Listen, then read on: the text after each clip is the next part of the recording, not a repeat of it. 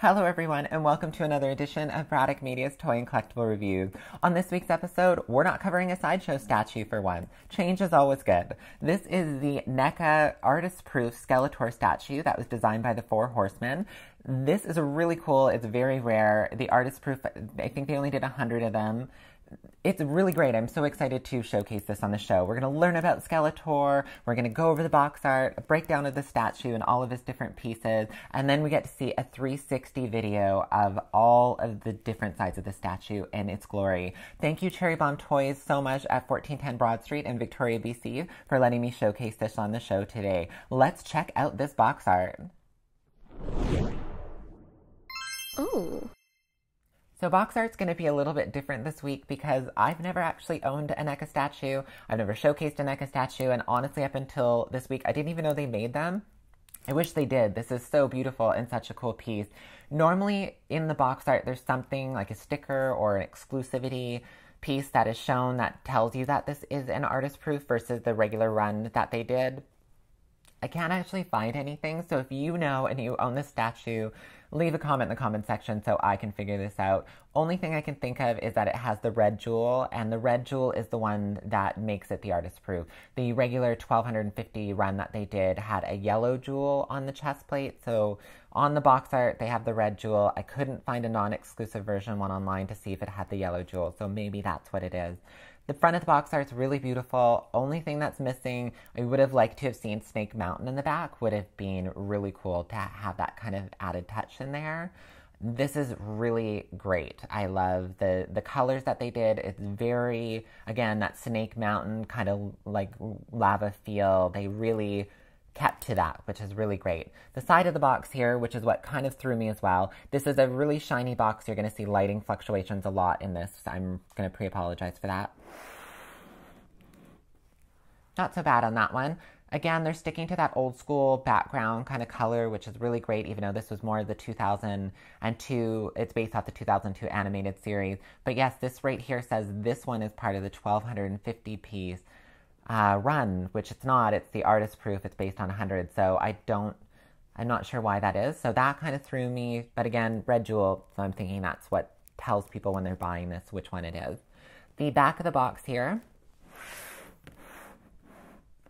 this is where you can really tell that it's a Neca versus an actual sideshow like statue. Sideshows have, you know, it's all 360 artwork around the box most of the time. I haven't really seen much else besides the diorama with Captain America where they had a little bit more information. But this is definitely shows you it's Neca, because I've owned a lot of Neca little tinier pieces, 12-inch ones, smaller even than that. They're plastic, and on the back of the box, of course, they showcase all the different articulation points and all the different pieces. So in this one, they showcased a lot of the pieces that come off, which is going to happen in breakdown, so you're going to have to keep watching to find that out.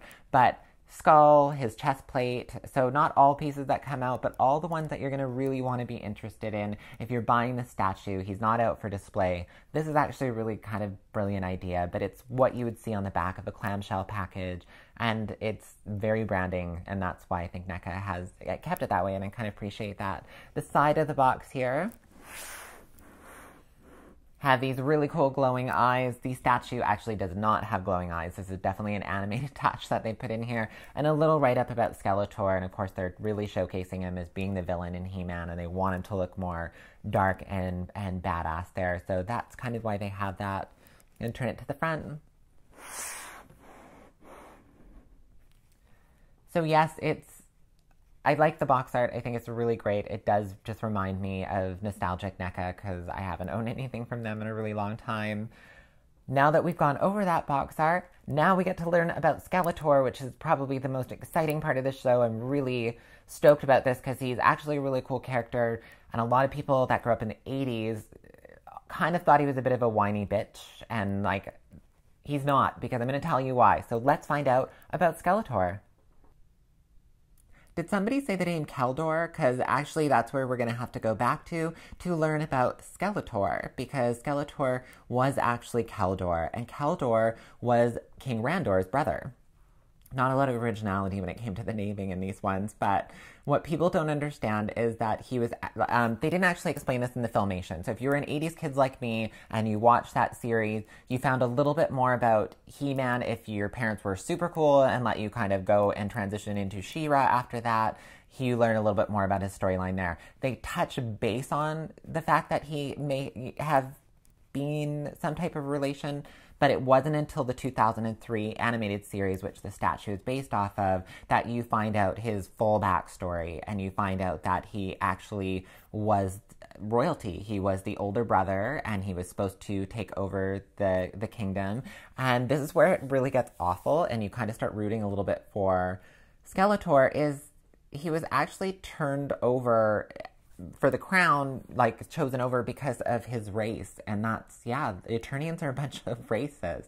His blue skin is actually based off of a type of race that was originally on Eternia. They were conquerors. They took over King, I think it was King Grayskull was the name of it at that who was ruling at that time.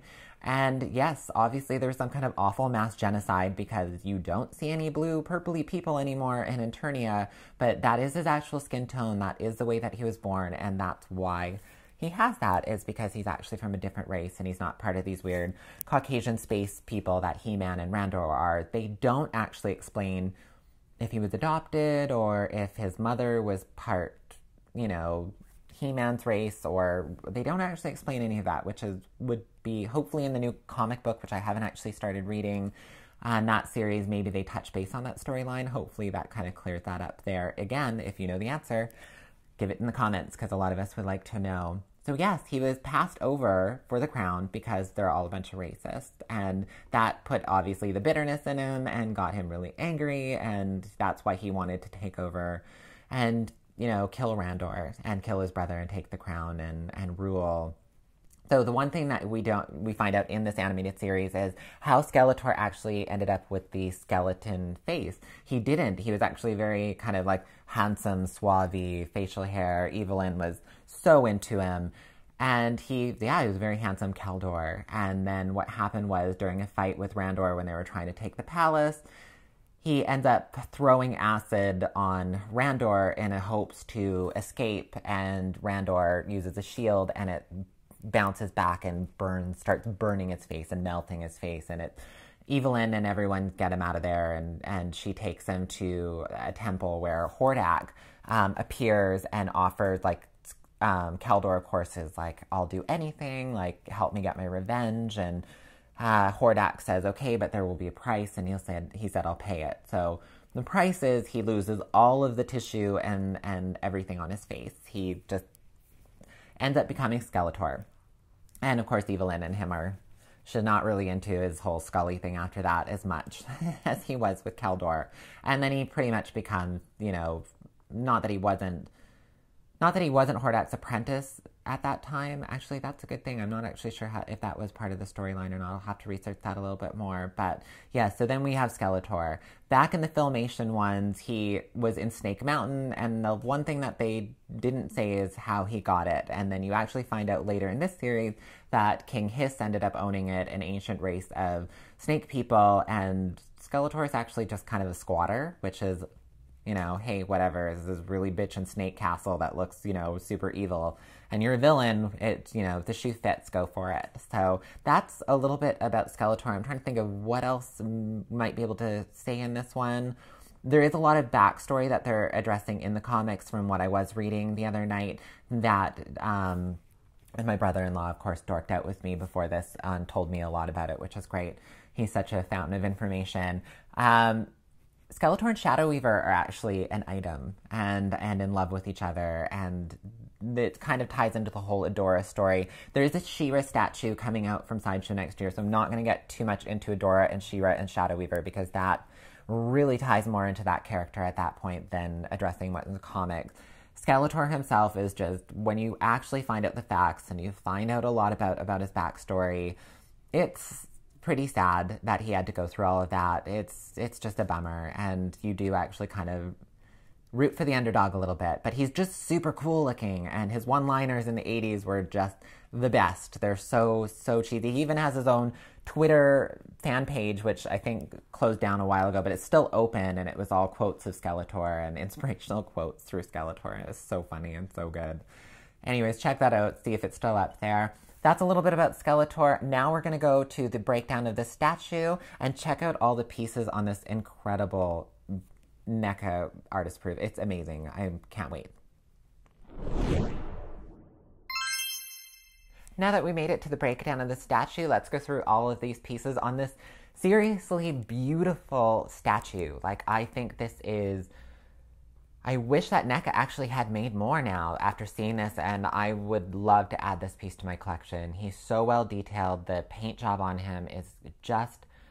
For me, I just find it beautiful. And we're going to start on the sword here, which you can actually see coming out the back. It does dwarf this character a little bit, but it does balance also with his staff. I would have actually liked to have seen a stand for this somehow to have been beside him, because on certain angles of him, you're kind of losing it a little bit. You're not seeing it as much. The detail on the sword, which you can see in the picture here, is just beautiful. It is a sword that actually splits in two in the animated series, and he wields on both of them. I think that was their way of tying in the power sword, like He-Man sword and Skeletor in the 80s one were part of two swords that went together, and that's why Skeletor was always trying to get that, so he could get into Castle Grayskull and get the secrets of that. This isn't the same. This is just a really cool weapon that they added into the show to kind of make Skeletor a little bit more badass and a little less whiny from the 80s one. Really cool. Again, I would have liked to have seen a stand, so then you could have actually seen more of this detail from it. I love it's beautiful. I would actually love to own this and actually have this weapon on my wall. Would be really cool. The next piece here is the his staff, which is really... It's two pieces that slide in together. It does slide really easily throughout his hand, so if you pose him, just be careful. It could actually slide down and bust the hand a little bit or mark it. So yes, something to just be a little bit careful with. It's not in there tight. It's not two pieces that go into the hand. It's two pieces that go through a slot in the hand, so it actually kind of is very movable, but it's very solid and very strong, and it almost feels like it has a wire core inside of it. I love the ram skull, at least what I thought was a ram skull up until today, because I haven't read the comic. I was informed that the skull is actually Skeletor's skull from the future, that Hordak kills him and puts it into the staff. So that is more reasons to pick up these comics and get into them. I love what they have done. I'm actually reading all the Buffy ones right now, totally side note, but I do love the continuations of these storylines, and sometimes they nail it with the coolest stuff. So that's kind of neat on its own. So those two pieces. Then you have the cape and head are all one piece that slide onto the body. I just love this face. This is my favorite Skeletor version out of all of them. Like, I mean, there's the 80s one, then there was that awful New Adventures of He-Man in the 90s where they went into space, and that is just... The Skeletor in that is tragic, and we really shouldn't even pretend that existed. But this is so badass. I love it. It's so beautiful. And again, here's a shot of the back of the cape. All of the detail and the way that the pieces flow, I'm impressed. I'm really impressed. I'm not surprised that the statue goes up to $800 on eBay, and they're rare to find, again, because there's only 100 of them. There were a lot of, polystone. There's a lot of breakage. It does happen, especially with intricate little pieces like these fingers in here. We'll go into the body next, because that's one solid piece that goes into the stand. All of the paint detail. So here's kind of the chest area. Here's a shot of kind of like the loincloth. And then getting down towards his like bracers on his leg. Beautiful, absolutely beautiful detail, beautiful paint job. I love the red jewel. I definitely would want that if I were to choose between the artist proof and the regular run that they did with the yellow jewel. It would definitely be the red jewel all the way. It just looks so stunning on this piece. So yes, that's a lot of the body shots there. Don't forget there is a 360 video after this, so you're going to get to see a lot more detail in that one. The base is what holds a lot of the other pieces, and you have to be careful with them. The weird kind of like I'm not sure what that weapon is, like the axe type one that's broken. It's literally just balancing in there. It's super small. I'm just going to move around here so I can see which pieces are. So yes, there's a couple bone fragments that kind of keep that up and keep that from falling over, which you can see in the picture. And then the rest of the broken part of that weapon is sitting there, and I think one of these other bone pieces comes out. Yeah, that one right there. So there's a bunch of little pieces on the base. The only one that I've ever come across from Sideshow that was similar to this was my Vampirella. Had bones and rats and all this stuff under there, and I appreciate it. I think that extra bit of detailing really creates this piece, and you can, with this one here, you could actually take it out and you would never notice that it wasn't there. So you can actually, they've hidden everything really beautifully. Whoever did the sculpt on this is just incredible. The Four Horsemen, they designed it. That says enough right there. And they are pretty, they've designed some really great pieces. So yes, it's just beautiful. The loincloth, like everything. This is polystone. Like, I'm gonna get more of a side angle of the leather that they have here, and it is incredible. Like, the detail is, I definitely want to own this piece. This is one I want to add to my collection. There's no doubt about it. I love it. It's so beautiful. I can't stop gushing about this statue. I think Skeletor is a really cool character, but this is just so beautiful. Check out the 360 video. It's going to be worth it. Like, every little bit of this statue is detailed and designed. The knee pads look like bone, which I'll put up a picture here. Just beautiful. Like, it's incredible. I love it. Thank you so much for tuning into this week's episode. Check out the 360 video, and yes, that breakdown. Wow, really blown away. I really hope I get some more Neca pieces on this show. Let's head over and check out the video.